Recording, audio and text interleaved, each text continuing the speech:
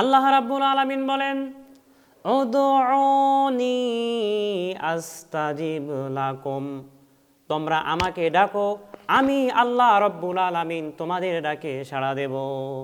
সম্মানিত ভাইয়ারা আমার, সাহাবা একরাম রাদিয়াল্লাহু তাআলা আনহুম যখন কোনো বিপদের মধ্যে পড়তেন, তারা ডাইরেক্ট সরাসরি 2 রাকাত নামাজ পড়ার পরে আল্লাহর কাছে দুহাত তুলে চাইতেন, আল্লাহ রাব্বুল আলামিন তাদের এই দোয়াগুলোকে কবুল করে নিতেন। বুখারী মুসলিমের বর্ণনা, 3 জন যুবক, বনি ইসরাইলের 3 জন যুবক, তারা একটা সফর করতেছিল।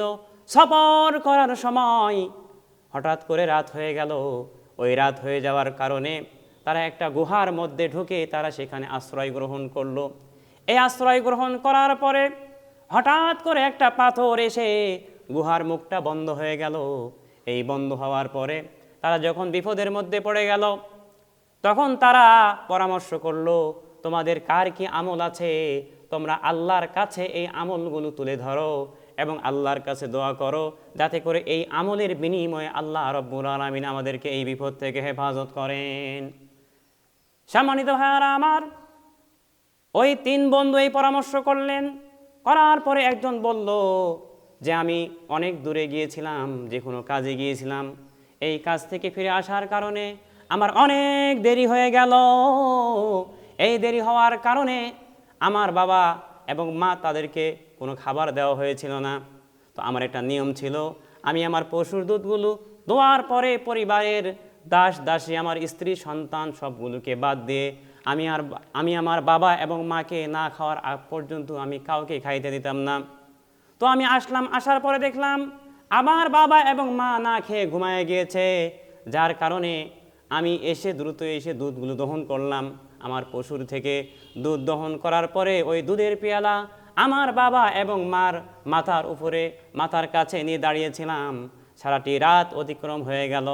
সারাটি রাত পার হয়ে যাওয়ার পর আমার বাবা এবং মা যখন সকালবেলা ঘুম থেকে উঠলো, তখন আমি ওই দুধের পেয়ালাটা তাদের হাতে দিলাম। তারা দুধ পান করে তারা তাদের ক্ষুধা নিবারণ করলো।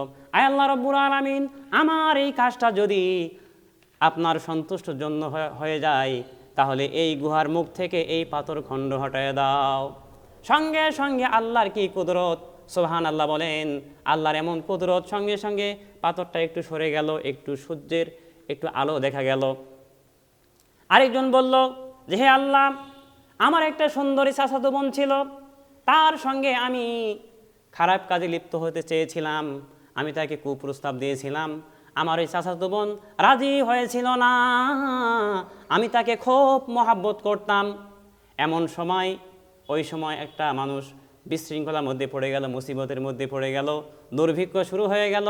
আমার চাচাতো বোন যখন আমার কাছে এসে কিছু সাহায্য চাইল, তখন আমি তাকে কুপ্রস্তাব দিলাম, আমি তোমাকে সাহায্য করব, 120 দিরহাম স্বর্ণ মুদ্রা দিব, তবে শর্ত হলো আমার সঙ্গে একান্তে তোমাকে মিলিত হতে হবে। দুর্ভিক্ষের কারণে আমার চাচাতো বোন রাজি হয়ে গেল। আমি তাকে 120 দিরহাম দিয়ে দিলাম। যখন আমরা দুইজনে একসঙ্গে হলাম, তার সঙ্গে আমি মিলিত হব, একান্তে মিলিত হব। এমন সময় আমার চাচাতো বোন বলে উঠল, হে আল্লাহর বান্দা, আল্লাহকে ভয় করো। এই কথা যখন বলল, আমি সঙ্গে সঙ্গে তার উপর থেকে নেমে গেলাম এবং আমি তার সঙ্গে জেনায় লিপ্ত হলাম না। এমনকি তাকে যে আমি 120 দিরহাম দিয়েছিলাম, ওই টাকাটা তাকে আমি দান করে দিলাম।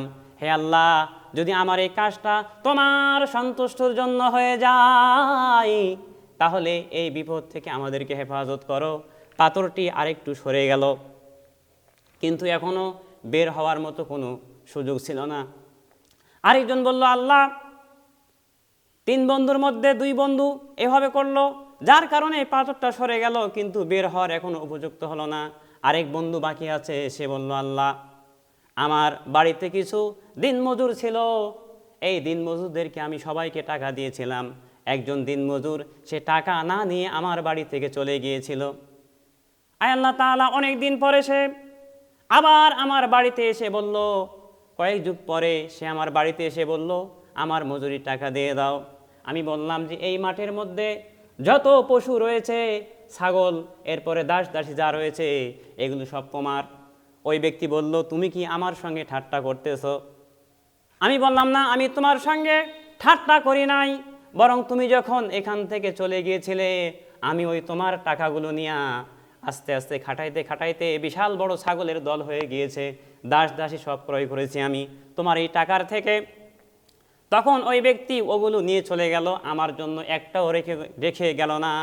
হে আল্লাহ, আমি যদি তোমার সন্তুষ্টির জন্য এটা করে থাকি আল্লাহ, তাহলে এই গুহার মুখ থেকে পাথরটা সরায় দাও। সম্মানিত ভাইয়ারা আমার, এই দোয়া করার পরে পাথরটা আসলেই সরে গেল, যার কারণে ওই লোকগুলো ওখান থেকে রক্ষা পেয়ে গেল, ওই বিপদ থেকে মুসিবত থেকে সে বেঁচে গেল। সম্মানিত ভাইয়ারা আমার, এই জন্য আল্লাহর কাছে এমনভাবে চাইতে হবে, নেক আমলের বিনিময়ে চাইতে হবে। আর নেক আমলটা যদি ইখলাসের সহিত হয় এবং আল্লাহকে সন্তুষ্ট করার উদ্দেশ্য হয়, তাহলে মহান আল্লাহ রব্বুল আলামিন ওই দোয়াগুলোকে কবুল করে নেন। প্রিয় নবী সাল্লাল্লাহু আলাইহি ওয়াসাল্লাম হাদিসের মধ্যে বলেন, আদ-দুআউ হুয়াল ইবাদা, দোয়াই হলো ইবাদতের মগজ। সুতরাং কোনো দোয়া করতে গেলে আপনার পিছনে যদি কোনো নেক আমল থাকে, এই নেক আমলগুলো নিয়ে আল্লাহর কাছে দোয়া করতে হবে। আর এই নেক আমলের বিনিময়ে আল্লাহ রব্বুল আলামিন ওই দোয়াগুলোকে কবুল করে নেবেন।